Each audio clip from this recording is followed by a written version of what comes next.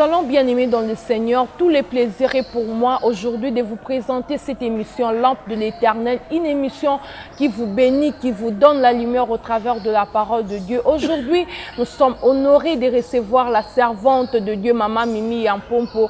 Elle est pasteur à l'église de Dieu des chrétiens rachetés, avec qui nous allons parler sur la manifestation de la gloire de Dieu. Bonjour Maman Mimi. Bonjour Maman Verdina. Merci d'avoir accepté à cette invitation. Je vous en prie. Maman, aujourd'hui nous parlons de la manifestation de la gloire de Dieu. C'est un mot que les chrétiens aiment souvent employer, la gloire de Dieu. C'est quoi la gloire de Dieu? Merci beaucoup pour cette question. Si nous voudrions expliquer la gloire de Dieu, c'est vraiment large. Oui, quand on parle de la gloire de Dieu, quand on entend parler de la gloire, c'est un court mot, mais ça signifie beaucoup trop. Quand nous parlerons de la gloire de Dieu, premièrement, c'est la présence de Dieu. La gloire de Dieu, c'est la bonté de Dieu. La gloire de Dieu, ce sont ses bienfaits, ce sont ses merveilles, ce sont tout ce que Dieu fait et tout ce qu'il est. C'est ce que nous pouvons dire par la gloire de Dieu. Si nous nous souvenons dans la Bible, d'abord la gloire de Dieu, c'est aussi son caractère. Ce sont les œuvres de sa main. Parce que Dieu fait de grandes choses et c'est ça même sa gloire. C'est son caractère, c'est ce qu'il est, c'est ce qu'il fait, c'est tout. Alors, si nous voudrions expliquer la gloire, si nous allons dans le mot hébreu, on dit kabod. Kabod signifie la gloire de Dieu en hébreu, mais on parle de Dieu lui-même. La gloire de Dieu, une gloire lourde, un poids de Dieu. Le poids de Dieu, qui peut le mesurer? Sa hauteur, il est plus que la hauteur. Il est plus que ce que nous comprenons de lui. C'est sa kabod. Il est grand, il est puissant, il est tout. Cette puissance, personne ne peut la comprendre. Alors c'est ce qui signifie kabod en hébreu. Ça signifie toujours la gloire de Dieu. Ça appartient seul à Dieu. C'est par là qu'il dit que je suis un Dieu de gloire et je ne peux pas partager ma gloire avec qui que ce soit. C'est cette gloire-là, kabod. Et si nous allons parler sur la gloire Shekinah, c'est la gloire de Dieu qu'il manifeste sur son peuple. Oui, par exemple, le souffle de vie que vous avez, que j'ai aussi ce matin, tel que nous nous sommes réveillés, cette gloire Shekinah, c'est la gloire de Dieu qu'il a manifestée sur nous. Dans cet appel, il m'appelle pour être sa servante. C'est sa gloire qu'il a manifestée sur ma vie. Vous comprenez ça? C'est ce que nous appelons la gloire Shekinah. Et la gloire de Dieu, c'est sa présence. Nous pouvons prouver cela dans Exode chapitre 33, à partir du verset 18 au verset 23. Parce que là, nous entendons Moïse lui dire que « Seigneur, fais-moi voir ta gloire ». Et quand il lui a dit comme ça, Dieu aussi lui a dit « Ça va, je passerai, mais tu ne peux pas me voir et vivre. Tu ne peux pas voir Dieu et vivre. » Lui, il a dit, Seigneur, je veux voir ta gloire. Mais Dieu lui répond que je passerai. Mais quand je passerai, je te mettrai dans un creux, dans un trou. Et il a couvert sa main sur le trou pour que Moïse ne puisse pas le voir. C'est ça la gloire, la présence de Dieu. Vous comprenez un peu? Et c'est la gloire de Dieu. Quand il a couvert le trou, quand il est passé, il a ouvert. Maintenant, Moïse pouvait le voir par derrière. Et il y a eu des conséquences pour ça que nous verrons plus tard dans notre conversation ou notre émission ce matin. Ok, merci révérende. Est-il encore possible aujourd'hui que Dieu se manifeste dans sa gloire? Oui, Dieu peut se manifester et il se manifeste toujours dans sa gloire. Dieu se manifeste toujours quand nous nous sommes réveillés. C'est la gloire de Dieu. Il s'est manifesté ce matin. Et quand les âmes sont sauvées, Dieu se manifeste. De nos jours, les gens ne savent pas que Dieu se manifeste, mais il se manifeste. Quand les âmes sont sauvées, quand nous voyons des miracles, quand il y a la guérison, quand il y a du succès dans nos vies, dans nos entreprises, c'est ça même la gloire de Dieu. Parce que si nous parlons ainsi, et c'est par rapport à ce que nous vivons aujourd'hui dans ce siècle, il y a beaucoup de doutes, il y a beaucoup, en fait, il y a une vraiment confusion totale dans la vie de chrétiens. Oui, là je comprends, parce que beaucoup de gens ne comprennent pas ce qu'est la gloire de Dieu. Comme ils n'ont pas compris ce qu'est la gloire de Dieu. La gloire de Dieu, c'est quoi? C'est l'œuvre de sa main. La gloire de Dieu, c'est quand il enlève la honte. On se souvient dans la Bible, quand l'arche de Dieu était enlevée, la femme a accouché, s'est accouchée d'un enfant, elle est morte. On a dit Ikabod, la gloire est partie. Parce qu'il y avait la honte, il y avait les échecs, il y avait tout cela. Mais quand quelqu'un est en train de vivre paisiblement, il est dans la joie, il est sauvé, il expérimente la parole de Dieu, il teste au goût des miracles de Dieu. C'est ça même la gloire. Mais les gens aujourd'hui se mêlent et oublient que Dieu peut se glorifier plus que le diable. Les gens pensent que ce n'est que le diable qui donne des richesses. Si quelqu'un se procure un véhicule, il a touché des fétiches. Quand le pasteur prie, Dieu fait des miracles, Dieu guérit les gens. Oh, il a touché des histoires. C'est pourquoi il y a des miracles. C'est pourquoi il y a ceci. Est-ce que le diable est-il plus grand que Dieu? Est-ce que le diable peut faire des choses plus que Dieu? La gloire de Dieu, ce sont les choses que nous voyons. Ça s'est fait, la gloire est là. Mais nous devons la reconnaître. Est-ce que, révérende, est-il encore possible par la manifestation de la gloire de Dieu qu'un incrédule croie en Dieu et donne sa vie à Jésus-Christ sans qu'on l'ait prêché? Oui. Est-il possible? C'est possible. Parce que si nous retournons dans la Bible, dans Genèse chapitre 41, à partir du verset 39 au verset 40, là nous allons d'abord dans la Bible. Vous verrez que Joseph était vendu en Égypte par ses frères, n'est-ce pas? Il est vendu là-bas, il a commencé à vivre là-bas et Dieu l'utilisait. Nous nous souvenons qu'il a d'abord refusé de compromettre, de coucher avec la femme de Potiphar quand elle voulait faire de lui son concubin ou bien le violer, je ne sais pas moi. Il a refusé. À cause de cela, il est parti en prison. Mais en prison là, il n'a pas toujours compromis, il était toujours avec Dieu. Il a gardé sa communion avec Dieu. Et Dieu s'est souvenu de lui. Le roi, les chansons du roi le roi a eu un rêve que personne ne pouvait expliquer. Mais à cause de la grâce de Dieu, la faveur de Dieu, la sagesse de Dieu dans Joseph, il pouvait expliquer. Quand il a expliqué, le roi a dit « Je crois en ton Dieu ». Si nous lisons dans Exode chapitre 41 au verset 39 à 40, vous verrez que le pharaon a même dit que Dieu est avec lui, il est sage, il n'y a personne qui soit comme Joseph. C'était à cause de Dieu. C'est ça la gloire de Dieu. La gloire Shekinah était dans la vie de Joseph. Ça s'est manifesté aujourd'hui et a fait que Pharaon, qui était incrédule, un grand magicien qui faisait des choses bizarres, pouvait croire en Dieu.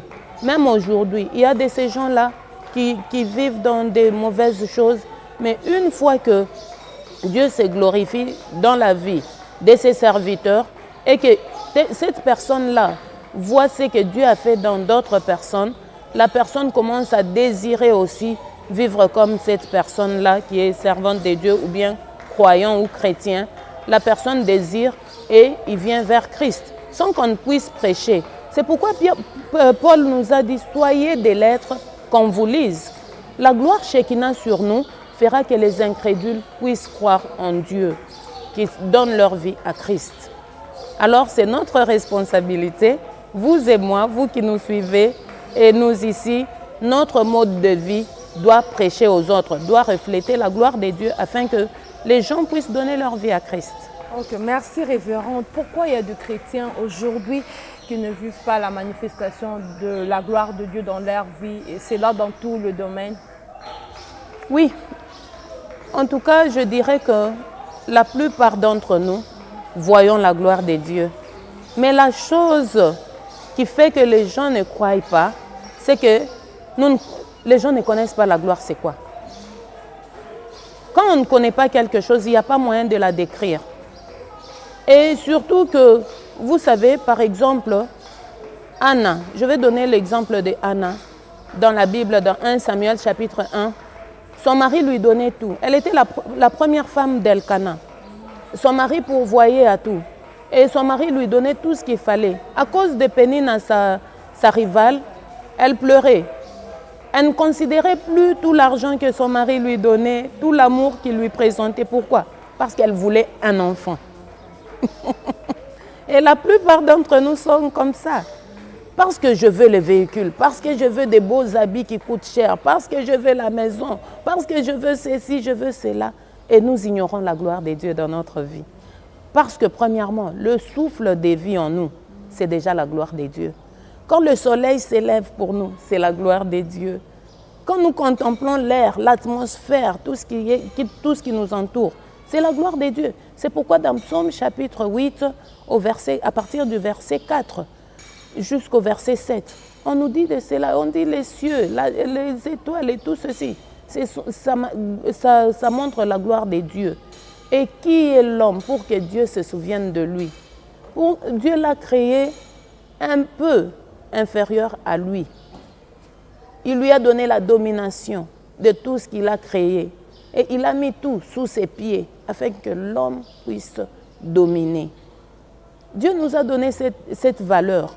Mais c'est nous qui refusons de nous positionner dans cette valeur. Parce que nous ne connaissons pas la gloire de Dieu. Et la gloire, c'est quoi? Quand je m'élève, je marche, j'ai un pain à mettre sous ma dent. C'est déjà la gloire de Dieu. Mais comme nous voulons des choses extraordinaires, nous ignorons et négligeons et méprisons la gloire de Dieu. Révérende, par rapport toujours à cette question, nous voulons savoir qu'est-ce qu'un chrétien peut faire pour vivre la manifestation de la gloire de Dieu. Pour que quelqu'un vive la manifestation de la gloire de Dieu. En fait, y a-t-il des conditions pour vivre la manifestation de la gloire de Dieu? Si, il y a des conditions. Parce que si nous dirons, le contraire de la gloire, c'est la honte. Le contraire de la gloire, ce sont des défaites. Le contraire de la gloire de Dieu, c'est quand on n'est pas en communion avec Dieu. Il n'y a pas la gloire de Dieu. Alors, pour que quelqu'un puisse vivre la gloire de Dieu, cette personne doit être en communion totale avec Dieu. Doit être dans l'intimité personnelle avec Dieu. Doit toujours avoir son temps personnel avec Dieu. Alors Dieu manifestera cette gloire sur sa vie. Il y a une gloire universelle qui est exposée à tout le monde.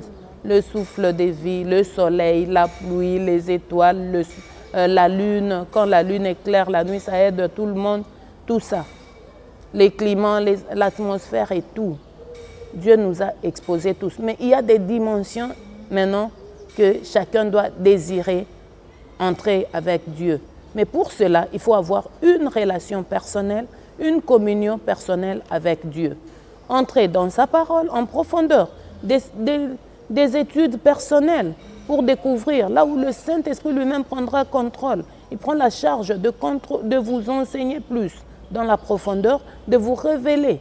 Ce ne sont pas seulement les pasteurs qui doivent recevoir des révélations. Ce ne sont pas seulement les pasteurs qui doivent étudier la Bible. Tous nous sommes appelés à le faire afin que nous entrions dans l'intimité avec Dieu. Alors chaque chrétien doit se donner à cela, entrer dans l'intimité avec Dieu, entrer dans la communion personnelle avec Dieu, se donner à la prière seul avec Dieu. Il ne faut pas attendre seulement que j'appellerai le pasteur qu'il prie pour moi. Et si vous venez, le pasteur n'est pas là, le pasteur est occupé, le téléphone du pasteur ne passe pas, qu'est-ce qu'on va faire? Il faut avoir la relation personnelle avec Dieu pour que nous puissions expérimenter la gloire dans des différentes dimensions. Révérende, en vous entendant parler, vous avez dit qu'il faut entrer en intimité avec Dieu, il faut avoir une vie de prière. C'est une question que je pose souvent aux hommes de Dieu. Vous verrez une maman ou soit un papa qui prie. Il y a ceux-là qui prient, qui cherchent Dieu avec tout leur cœur et que rien ne marche et que les choses n'avancent pas. Est-ce qu'une femme qui attend des enfants, une femme qui a fait 10 ans de stérilité, elle peut encore espérer à vivre la manifestation de la gloire de Dieu? Oui, elle peut toujours espérer. Je connais des femmes qui ont fait 10 ans, mais quand elle a commencé à donner des enfants, elle priait, elle pleurait, et son mariage était en danger. À la 10e année, Dieu s'est souvenu d'elle. Et moi, ce que je sais dans la Bible, la seule stérile, c'est la femme de David qui a insulté David, qui s'est moqué de David quand il dansait pour Dieu. C'est la seule que Dieu a maudite, afin qu'elle ne puisse pas avoir des enfants. Mais je sais que à Sion, il n'y a ni femme qui avorte, ni femme stérile. Quand on est en Dieu, c'est un problème de temps. Ça demande seulement la persévérance, la consistance dans sa prière. Si nous nous souvenons d'Élie, Élie était un prophète, un grand serviteur de Dieu qui pouvait dire à la pluie de stopper. Et quand il a voulu la pluie, il est parti, il a commencé à prier. Pour la première fois, il a prié. Il a dit à son serviteur, va regarder s'il y a un signe de pluie. Le serviteur a dit, il n'y a rien du tout.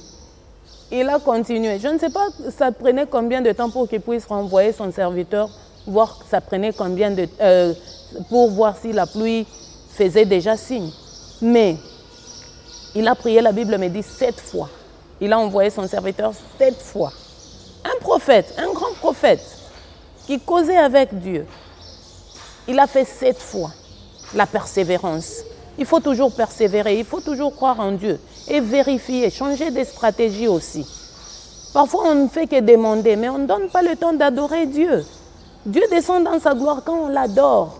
Quand on l'adore, c'est-à-dire on manifeste la gloire qu'aborde à Dieu. Cette gloire-là, son poids, lui donner son poids, lui donner son niveau. Parce qu'il n'a pas de niveau. Il est infini dans tout. Il n'a pas de limites. Mais quand on l'adore, c'est-à-dire que nous reconnaissons ce qu'il est, nous reconnaissons le poids de sa gloire. Quand on le fait, il doit nécessairement descendre. Il y a des cas où nous avons essayé de prier, on a prié, il n'y avait pas de réponse. Parfois, dans des cas de délivrance, vous priez pour quelqu'un, rien ne marche, vous prenez du temps. Mais quand on entre seulement dans l'adoration, Dieu fait de grandes choses. Ça nous est arrivé quand nous sommes partis au Bas-Congo. Vous vous souvenez le temps de Bundu Dia Congo là. Je n'étais qu'avec l'une de nos sœurs. Nous sommes allés en mission là-bas. On priait, nous ne savions pas qu'il y avait un complot contre nous là, dehors. Il s'est préparé pour nous attaquer. Et on n'était qu'à 2 femmes. 2 femmes seulement. Et dans cette même maison-là, Dieu voulait se glorifier. Leur maman est tombée malade, sérieusement malade. Elle tremblait comme si quelqu'un voulait mourir à l'instant. On a dit, il y a des servantes de Dieu qui viennent de Kinshasa, allons-y les chercher. Ils nous ont cherchés, nous sommes allés. Quand nous sommes arrivés, on a commencé à prier. Le Saint-Esprit m'a dit, adorez Dieu. J'ai dit à la sœur Anton le cantique d'adoration. On a commencé à adorer Dieu. En adorant Dieu, nous étions plongés et Dieu s'est glorifié. Cette femme était restaurée sur place. Et tout leur complot pour nous attaquer était fini. Vous comprenez comment Dieu peut agir? Il faut changer de stratégie. Ce n'est pas seulement la prière, des supplications, ce n'est pas seulement des demandes. Il faut bien contrôler. Quand je marche dans la sanctification, j'applique la parole de Dieu. J'ai beaucoup prié, ça ne marche pas. Je peux changer la louange et l'adoration. Il y a plusieurs façons que Dieu peut agir. On ne peut pas se limiter à une seule stratégie ou bien à une seule méthode. Il y a plusieurs méthodes pour attirer la gloire de Dieu et attirer des réponses dans nos vies. Okay. Et servir aussi Dieu, hein, oui. S'engager vraiment dans l'œuvre de Dieu. Gagner même des âmes. Tu as prié, tu as adoré, tu as tout fait. Rien n'a marché. Entre en gagnant les âmes. Quand tu commences l'œuvre de gagner les âmes, ils se convertissent, ils donnent leur vie à Dieu. Le ciel est joyeux.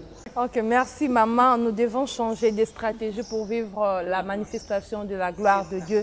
Moïse dit en Exode 33, 18, « Fais-moi voir ta gloire ». Il s'agit de quelle gloire? Moïse avait déjà vécu la gloire de Dieu. Il avait déjà expérimenté la gloire de Dieu. Mais cette fois-là, dans Exode chapitre 33 au verset 18, il vient encore dire à Dieu, « Fais-moi voir ta gloire ». Oh, donc Moïse désirait. Vous voyez quelqu'un qui était déjà dans la gloire, mais il désire encore la gloire. Cela nous montre aussi que nous devons toujours la désirer. Donc Moïse, par là, Moïse voulait expérimenter une nouvelle dimension, une dimension plus élevée que la dimension où il était avec Dieu, la dimension dont il expérimentait avec Dieu. Parce que la Bible nous dit que Dieu parlait avec Moïse comme des amis. Il lui parlait comme son ami. Mais il a toujours désiré qu'il lui donne et qu'il lui montre sa gloire. Si nous entrons maintenant dans le chapitre 34 de Exode, vous verrez que Dieu a fait une alliance avec Moïse. Il a fait une alliance avec Moïse Et par là, quand Moïse sortait, quand il quittait la présence de Dieu, il termine de parler à Dieu, il va vers le peuple, il rayonnait de la gloire de Dieu. Sa peau même avait changé d'éclat. Donc sa peau éclatait de gloire, sa peau brillait, et quand les gens le voyaient, ils commençaient à se prosterner devant Moïse. Et il était obligé, la Bible me dit, tout ça c'est dans la Bible, il était obligé de mettre un voile, de se voiler quand il descendait vers le peuple, afin qu'il ne puisse pas l'adorer, parce que l'adoration appartient qu'à Dieu. Il devait se couvrir pour que les gens ne puissent plus voir l'éclat de son visage. Et quand il rentrait dans la présence de Dieu, il enlevait son voile pour parler à Dieu. C'est un peu ça. Alors, il voulait une nouvelle dimension de la gloire. C'est comme vous et moi. Nous ne pouvons pas nous arrêter au niveau où nous sommes. Si je servais Dieu à gagner seulement les âmes, je peux aussi ajouter autre chose. Je peux même aller dans le service d'intercession pour que je puisse encore améliorer, que je puisse aller dans une nouvelle dimension de la gloire. Nous ne devons pas seulement désirer les choses charnelles, les choses du monde, les matériels et consorts. Désirons aussi cette intimité. Il voulait entrer dans une intimité profonde avec Dieu. Alors dans le chapitre 34, Exode 34, Dieu a fait une alliance avec lui parce qu'il désirait entrer vraiment dans la profondeur de la gloire de Dieu. C'est un peu ça. Donc, révérende, est-ce que la manifestation de la gloire de Dieu ne peut se résumer seulement par des signes apparents, des signes visibles? Lorsque nous voyons le matériel, on peut dire que ça, c'est la gloire de Dieu? Non.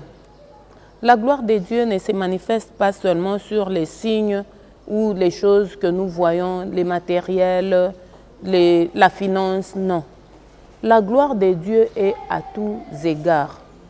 Parce que si nous lisons dans Romains chapitre 14 au verset 17, la Bible dit que « Car le royaume de Dieu, ce n'est pas le manger et le boire, mais la justice, la paix et la joie par le Saint-Esprit. » La gloire, c'est ça même, le royaume de Dieu. La gloire de Dieu, c'est le royaume de Dieu.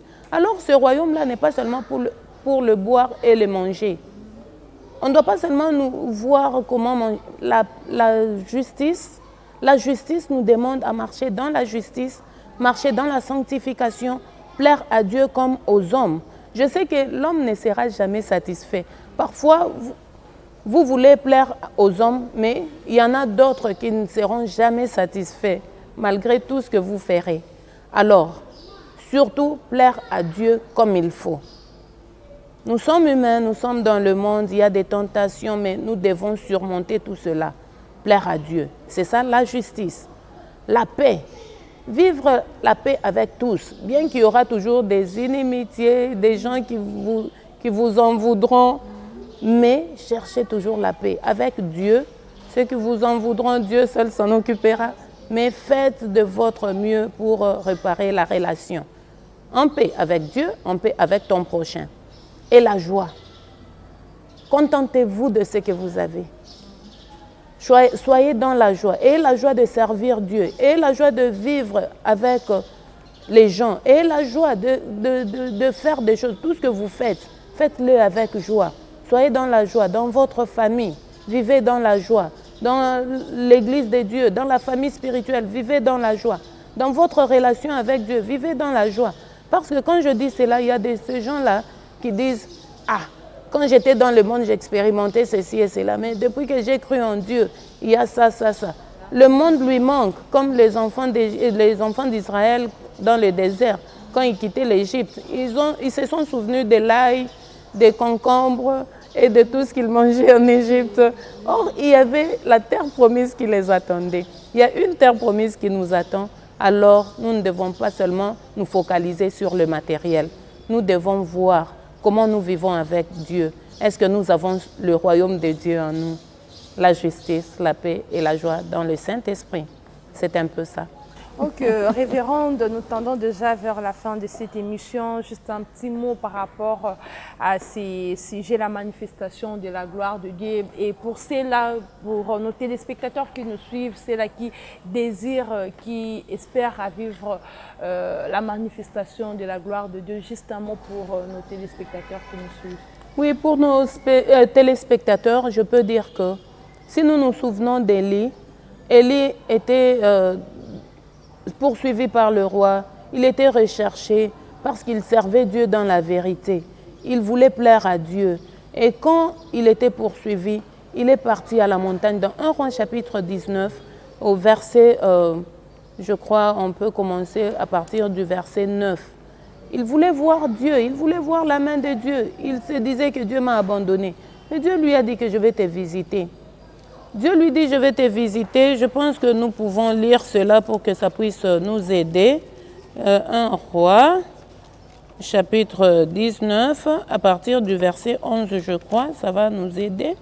1 Roi, chapitre 19, à partir du verset 11, je lis au nom de Jésus-Christ. La Bible dit, l'Éternel dit, sors et tiens-toi dans la montagne devant l'Éternel. Et voici, l'Éternel passa. Et devant l'Éternel, il y eut un vent fort et violent qui déchirait les montagnes et brisait les rochers. L'Éternel n'était pas dans le vent. Et après le vent, ce fut un tremblement de terre. L'Éternel n'était pas dans le tremblement de terre. Et après le tremblement de terre, un feu. L'Éternel n'était pas dans le feu. Et après le feu, un murmure doux et léger. Amen. C'est là où il y avait Dieu, dans un murmure doux et léger. Ce que je pourrais dire, la gloire de Dieu ne vient pas seulement dans la violence. La gloire de Dieu ne nécessite pas seulement, va faire 100 jours de prière, va faire 150 jours, va faire 3 mois de prière. Non, Dieu est simple. Ses principes sont simples. Ses ordonnances sont simples. Il nous aime. Il veut que nous puissions expérimenter sa gloire. Et il nous dit seulement de nous séparer du monde. D'arrêter un peu le péché sucré qui semblait être sucré. Ce n'est pas sucré qu'on le croit. Comme on a toujours dit, tout ce qui brille, oui, le péché chéri là, tout ce qui brille n'est pas de l'or. Non. Quand on vient, parfois on pense que c'est trop, Dieu nous demande trop, mais ce n'est pas trop. Quand on se donne à lui, on va sentir maintenant la bonté. On va sentir la joie, on va sentir la paix d'être avec Dieu. On ne voudra plus le quitter. Quand on entre dans l'intimité avec lui, nous verrons sa gloire. Il nous demande seulement de changer. Il nous demande de désirer comme Moïse l'a fait. Il voulait voir sa gloire dans une nouvelle dimension.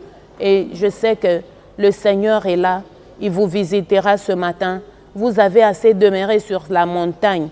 Cette montagne-là ne vous a amené nulle part. Mais il dit, venez maintenant. Suivez-les, obéissez à sa parole, renouvelez votre intimité, renouvelez. Il va renouveler la dimension. Il entrera dans une alliance permanente avec vous parce que Dieu n'est pas un homme pour mentir, ni un fils de l'homme pour se repentir. S'il dit qu'il va se glorifier dans nos vies, s'il dit qu'il nous fera voir sa gloire, ça va réellement se passer.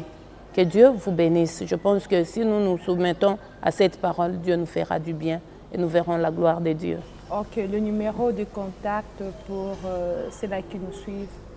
Oui, nos numéros sont le 081 065 10 82 et l'autre numéro c'est le 089 54 23 660. Là, ce sont les numéros que nous utilisons. Vous pouvez nous appeler. Nous sommes sur l'avenue Sayo, en diagonale de l'avenue Boussou-Jeannot, au numéro 2385. Nous sommes l'Église de Dieu des chrétiens rachetés. Venez poser des questions. Nous allons bien vous accueillir et vous ne serez jamais déçus. Nous avons nos programmes chaque mardi de 17h30 à 19h30. C'est la clinique de foi où nous prions pour les malades, nous prions pour les cas différents. Et chaque jeudi, de 17h30 à 19h30, nous avons études en profondeur. Là, nous étudions la parole de Dieu en profondeur. Vous êtes libre de poser des questions sur les sujets que vous ne comprenez pas. Et le vendredi, nous avons l'intercession miracle. Là, nous prions pour tous les cas, pour tous les problèmes, pour ceux-là qui veulent que Dieu puisse les libérer de l'emprise du diable, Dieu puisse les sauver, Dieu puisse faire du bien dans leur vie. Des cas qui ont beaucoup duré dans la vie, c'est par là que nous prions. Et chaque samedi, De 7h30 à 9h30, nous avons la prière avec les femmes qui attendent de grandes choses de Dieu et qui veulent que Dieu puisse visiter leur famille, leurs affaires. Le dimanche de 7h30 à 11h, nous avons culte de dimanche ou service dominical. Que Dieu vous bénisse, vous êtes les bienvenus. Ok, merci révérende d'avoir encore répondu à notre invitation. Je vous en prie, que Dieu vous bénisse. Merci. Chers téléspectateurs, c'est déjà la fin de cette émission. Nous vous disons merci à vous qui nous avez suivis. Nous prenons rendez-vous les samedis prochains à 17h30 et les jeudis à 13h30 pour la rediffusion. Que l'Éternel Dieu vous fasse du bien. Bye, à la prochaine.